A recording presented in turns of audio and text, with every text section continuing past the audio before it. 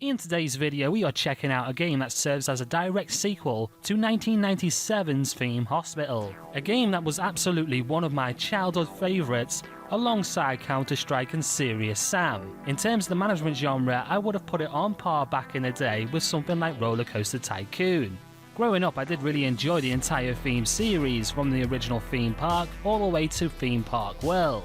So with that in mind, I was really optimistically hoping that this would bring back that nostalgia and bring back the good old days. It is a shame to see that the lead project developers that actually did the original theme park are discontinued, which is Bullfrog, as they've not been operating since 2001. It's especially saddening when you consider the kind of series that Bullfrog have left behind, and the legacy. Admittedly, this did make me a bit more standoffish to 2 Point Hospital, and it's probably the reason why it's taken me so long now to actually get around to having a look at it. Plus, I did also fall out of the loop when it comes to management games in general, with Planet Coaster actually being the one that revived my interest in the genre as a whole.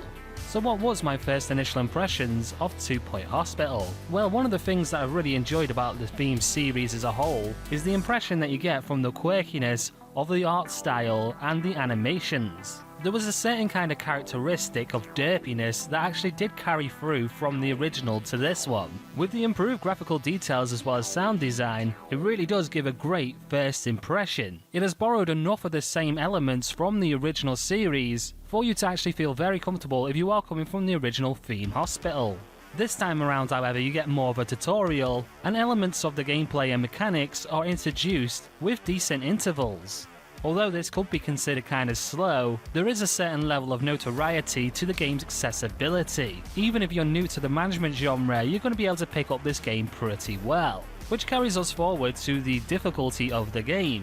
There is a slight learning curve in this game. This is with the staff training as well as research. And it is really important to train your staff because they will misdiagnose symptoms, which as we know is a bad thing because that leads to deaths. Also, if staff don't have the correct qualifications, they will be limited on the actions that they can perform.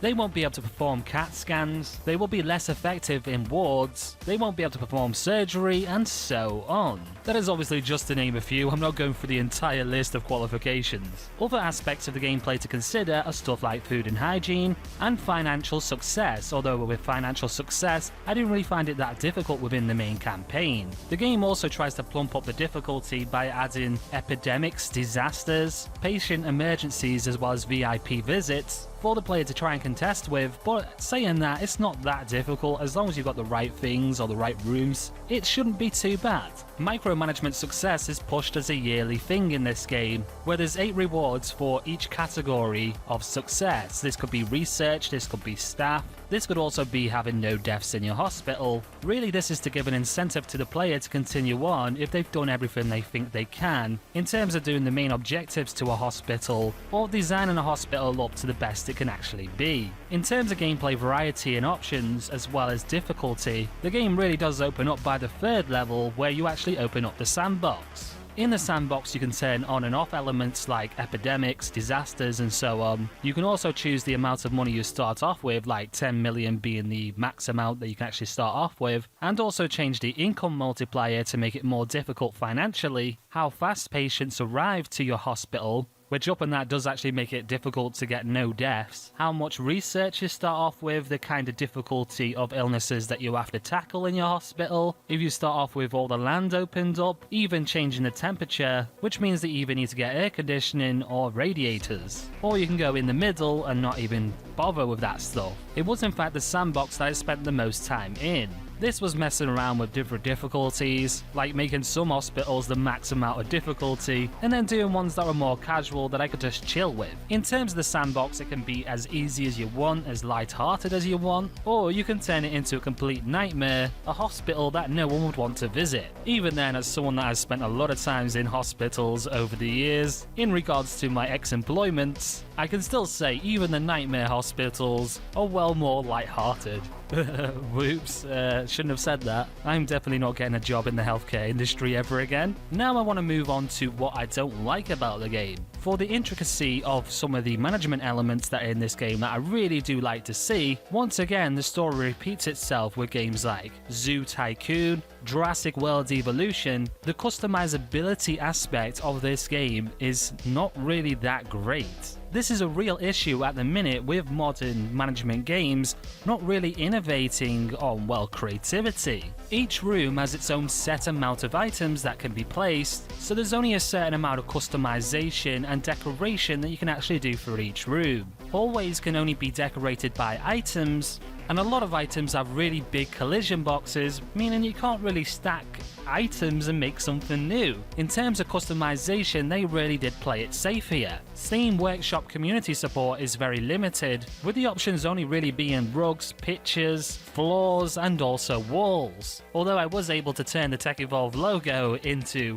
a rug and a picture, which was quite nice. I still wanted to see more creativity here, because not only does that create more of a community around the game, but it also adds to the replayability. If you go into the workshop items for something like Planet Coaster, there's probably about another 100 hours worth of gameplay by discovering all the items and, well, the worlds that people have created. I know it's a bit unfair to compare it to the same standards as Planet Coaster, but it actually does show and serve as an example of how safe they played it. It is very limited in terms of decoration, especially in the base game. If you do get the DLCs, you will find more and more options to mess around with, and you can somewhat get creative and make it feel like your own hospital. But if you do have all the add-on content and you do try to download things from the Steam community and also place it in the same hospital, you will notice that the user interface also has a bit of performance issues. It starts to get a little bit laggy, the interface starts to struggle just a little bit.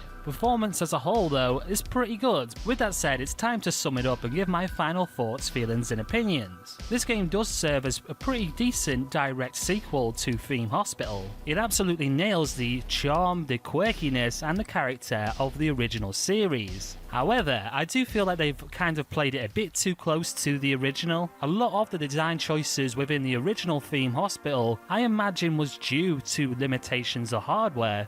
And at the time, the game was very innovative, brought something new and interesting to the theme series. However, those limitations no longer exist now thanks to multi-core threading, thanks to more powerful GPUs that have lower level API access, architectural improvements, as well as technology just moving forward, as you would imagine. Inevitably for me, it feels like they played it a bit too safe, copy and pasting certain elements and certain game mechanics, and overall just dropping innovation of the series. I want to see Theme Hospital reimagined in beautiful HD, but I also wanted something more, something new, something to expand and feel like a real sequel. However, I do believe that the game will offer at least 40 hours of playable fun. And the negatives that I have pointed out, I don't believe that it's a deal breaker in any way. It's still a really good game.